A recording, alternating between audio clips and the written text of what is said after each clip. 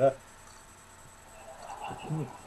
Olá, só te pedir uma coisa básica, que muita gente tem dúvida, né? Principalmente pessoas, né, mais leigas em política e tal. Coisa mais básica do mundo é a diferença entre direita e esquerda. Qual é a sua melhor definição? Como é que você distingue isso? Olha, bom, esses termos eles podem ser usados de várias maneiras.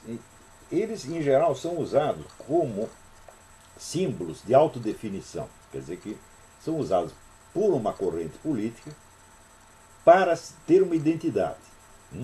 Então está associado a certos valores. Tá certo? Também pode ser usado de uma maneira objetiva desde fora, porque você vê que existe uma luta política, então deve existir uma direita e uma esquerda. Tá certo? Mas no que elas se diferenciam efetivamente? Não no Brasil, porque no Brasil não tem direita. Né?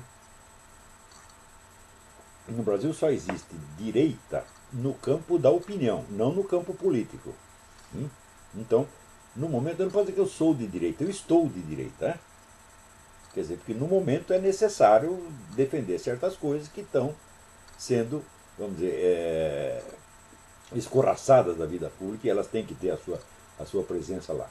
Então, mas em princípio, você vê que se você analisar da maneira mais geral, né, a conduta mais geral dos grupos de direita e de esquerda no mundo, você vê que o que caracteriza a direita é sempre argumentar com base na experiência passada, nos valores historicamente testados e comprovados. No sentido, por exemplo, de David Hume. Né? David Hume era um autor cético, tá certo? Ateu cético, mas politicamente um conservador, porque ele achava que nós não temos o direito de fazer experiências com a sociedade, nós temos que nos basear naquilo que a experiência já ensinou, tá certo? Nós não podemos usar a sociedade como se fosse um porquinho da Índia para fazer experiência. Né? E a esquerda é o que sempre argumenta em função de um futuro. Quer dizer, ela se arroga a autoridade de um futuro. Tá certo? Então, como diz, a direita é a pessoa que aposta, vamos dizer, no que foi testado e comprovado, e a esquerda é o que quer arriscar. Tá certo? Então, é natural que o pessoal da esquerda se arrogue mais autoridade. Por quê? O raciocínio é o seguinte: se o sujeito representa o futuro, então ele só pode ser julgado por este futuro. Porém, quando vai chegar esse futuro? Não pode chegar. Por quê? Se ele personifica o futuro, é só ele que vai poder julgar em nome do futuro, evidentemente.